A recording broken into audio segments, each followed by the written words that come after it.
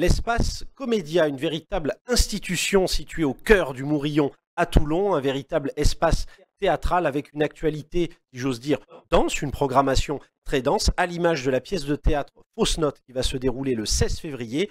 Et comme des images valent mieux qu'un long discours, on regarde un teaser.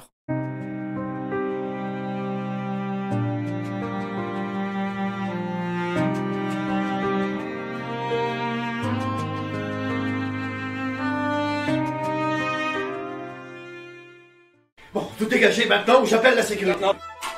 Monsieur Tinkelbar, est-ce que vous allez enfin me dire la raison de votre présence ici? Vous êtes un grand malade, hein? Ne vous aventurez plus jamais à lever la main sur moi, vous avez compris? Vous n'avez pas oublié. Dites-moi ce que vous voulez, vous l'aurez.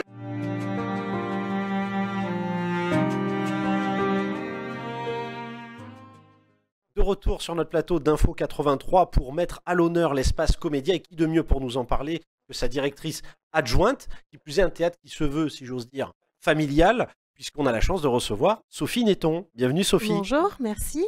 Très heureux de vous accueillir. Alors justement, je disais à l'instant, on a parlé de la pièce Fausse Note, mais on va y revenir, on a une programmation très dense. Vous pouvez nous en dire un petit peu plus justement autour de toutes ces programmations? Alors oui, on programme évidemment principalement du théâtre, mais on programme aussi de la danse, de la musique, parfois du cinéma, etc. Et là, effectivement, le prochain spectacle qu'on reçoit, c'est vendredi 16 février, effectivement, Fausse Note avec Pierre Azéma, qu'on avait déjà reçu l'année dernière avec Zola l'incontournable, qui avait eu un très très grand succès. Et là, il revient dans un spectacle très oppressant, un huis clos, où il joue un chef d'orchestre qui va être pris en otage en fait par un personnage du public, et il va y avoir un très très grand suspense, et on va vraiment pas se douter en fait de la fin de l'histoire. C'est quelque chose qui est très surprenant en fait. On imagine beaucoup de choses, mais certainement pas la thématique sur laquelle ça va aboutir. Du suspense, un très grand suspense et toujours de très grands acteurs. Ensuite, on enchaînera au mois de mars, le 19 mars, par un spectacle de Cliff Paillet, qu'on a reçu aussi de nombreuses fois, qu'on aime beaucoup, Cliff Paillet, parce qu'il fait toujours des spectacles vraiment fabuleux. On l'a reçu sur Chaplin 1939, sur la vie de Chaplin et pas Charlot. Ensuite, on l'a eu aussi sur Camus et Sartre, très récemment. Tant qu'il y aura des coquelicots, sur l'écriture, etc. Voilà, un soir Renoir, etc. Il a toujours vraiment des thématiques, et il a une façon de monter des pièces qui est assez enjouée. Il traite toujours, c'est lui qui écrit ses pièces systématiquement, et c'est vraiment des thématiques qui sont assez profondes. Alors là, il sort complètement de ce qu'il a l'habitude de faire, puisque c'est quelque chose qui est très actuel sur l'amour. Sur aujourd'hui, dans le monde dans lequel on vit à 20 ans, est-ce que finalement c'est encore possible vraiment Qu'est devenu l'amour d'aimer, hein, et effectivement, qu'est devenu l'amour aujourd'hui, surtout pour cette jeunesse qui est en total manque de repères et de certitudes. Donc ça va être une réflexion, à mon avis, très intéressante.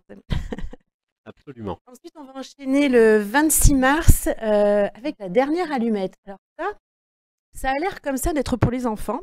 Alors, ça l'est, évidemment, ça va beaucoup intéresser les enfants, mais pas que. Ça va aussi intéresser les grands enfants, parce que ça va vraiment réveiller en nous nos souvenirs de ces contes, de la petite marchande d'allumettes qui va rencontrer Gavroche. Et les deux personnages sont tous deux sortis de leur livre, connaissent l'histoire l'un de l'autre, et ils vont mutuellement faire un bout de chemin ensemble. Alors, je vais pas... Un folklore autour des Misérables, finalement. Voilà, donc c'est un spectacle très féerique avec une scénographie très très belle. Ça aussi, ça va plaire effectivement aux petits, mais surtout aux grands.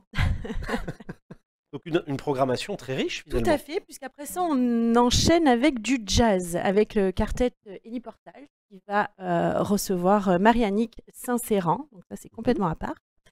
Et puis après ça, on aura une partie, une édition de Provoque. Alors chaque année, on donne la part belle à effectivement des thématiques Provence, Occitanie, Provoque. Et là, ça va être la 6e édition de ces mini-festivals. Et on va projeter là un film qui s'appelle Bougre, qui va être en fait sur les hérétiques du Moyen-Âge, les cathares. C'est l'histoire des persécutés en fait qui dénonçaient les églises Voilà, donc Les on est, balbutiements du protestantisme. voilà, on est complètement dans autre chose. Et on va terminer cette saison par un spectacle sur les usines LIP, sur le combat des ouvriers qui ont racheté leur usine Et oui. en 73. Donc c'est un spectacle dans lequel on va vraiment être engagé puisqu'on va faire partie du comité. En fait, la salle va être le comité de lutte. C'est immersif. Voilà, on va être en totale immersion et c'est vraiment très prenant. Hein. Du début à la fin, on décroche pas, on est dans l'histoire complètement. Donc ça, ce sera le 17 mai. Et ça s'appelle On fabrique, on vend, on paie. On se paie. Alors je disais à l'instant, le Comédia, c'est une institution, on le voit, avec une programmation très riche, très variée, qui s'adresse, comme vous disiez, finalement, à un large public, même si on n'est pas un initié du théâtre. C'est l'occasion, justement, de s'initier en plus dans un magnifique théâtre au cœur du Tout Mourillon. à fait. Donc c'est quand même une grande institution. Je disais familiale en plus, parce que j'ai une pensée pour votre père, Oui. forcément, qui est toujours là et qui commence à faire la transition, si j'ai bien compris. Doucement. Tout doucement. Voilà, il accompagne justement Sophie Netton, on parle d'André Netton, votre père. Et l'occasion aussi, je pense, et on peut conclure là-dessus, que c'est aussi de la formation. Tout à fait, tout à fait. La formation, ça a toujours été un aspect qui nous a vraiment tenu à cœur dès les premières années, dès son ouverture en 91. On a ouvert directement une formation théâtrale, on faisait principalement du théâtre. On faisait aussi de la formation, et on fait toujours de la formation technique. Hein. Il y a de nombreux techniciens qui travaillent aujourd'hui dans tous les lieux culturels, Pour les régies, voilà, les décors, qui ont été bien sûr. formés à l'Espace Comédia et qui continuent à être formés à l'Espace Comédia. Et puis, bien entendu, donc une formation professionnelle de comédiens. Il y en a aussi un certain nombre là dans le Var qui ont commencé dans nos ateliers au départ et qui aujourd'hui travaillent de façon professionnelle. Donc c'est vrai que l'aspect formation, ça a toujours été très important pour nous. On est enregistré comme centre de formation depuis les années 90. Et puis on a élargi au fur et à mesure du temps. On a ouvert il y a une dizaine d'années un atelier clown qui a aussi un très grand succès, du clown de théâtre.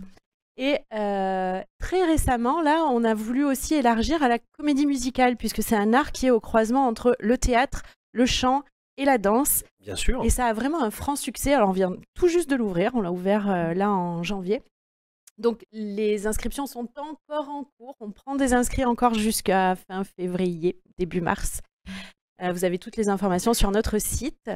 Et au-delà de cette formation continue, on a voulu aussi ouvrir à des stages un petit peu plus courts, des stages de week-end, afin de, justement de se perfectionner dans des domaines différents. Alors on a justement là par exemple un stage de mime Et oui. avec Patrick Cotémoine Qu'on voit en fond. qui a effectivement eu un franc succès. On l'a programmé là il y a un mois, il a fait salle comble, donc il revient là le 17 et 18 février pour faire un stage. Il reste encore quelques rares places. Victime de son succès. Exactement. Hein. Un des disciples de Michel Courtemanche. Tout à fait, tout à fait. Sur très visuel. Voilà, tout à fait. On aura ensuite un stage de théâtre. Alors là, on va faire un stage de théâtre pour enfants et ados. On a déjà fait effectivement des stages de théâtre adultes. On va refaire un stage de théâtre adulte probablement sur UNESCO dans quelques temps, au mois de mai. On va avoir aussi un stage de street dance. Qu'est-ce qu'on a encore? On aura éventuellement de la magie, éventuellement des arts du cirque, du théâtre chanté. On a eu une première version de stage théâtre chanté.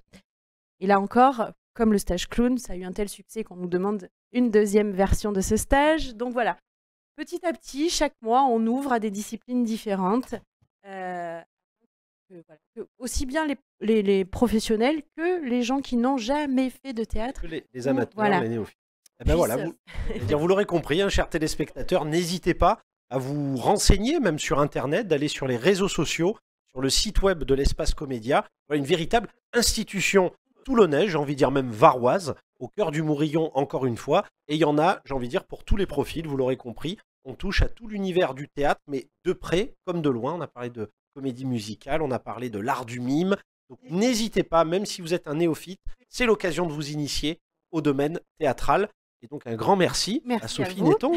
Merci d'avoir été parmi nous. Et encore une fois, je souligne encore une fois, on peut vous retrouver sur Internet. Tout à fait, le site Internet. Oui, le site Internet, et puis sur tous les réseaux sociaux, Facebook, Instagram et même TikTok depuis peu. Ah ben justement, vous voyez que le théâtre n'est pas que justement si j'ai envie de dire le théâtre des tragiques et le théâtre antique, c'est à l'heure justement du modernisme. Donc n'hésitez pas encore une fois à vous rapprocher du comédien. Grand merci Sophie Netton d'avoir été parmi nous. Merci à vous chers téléspectateurs pour votre fidélité et à très vite sur Info 83.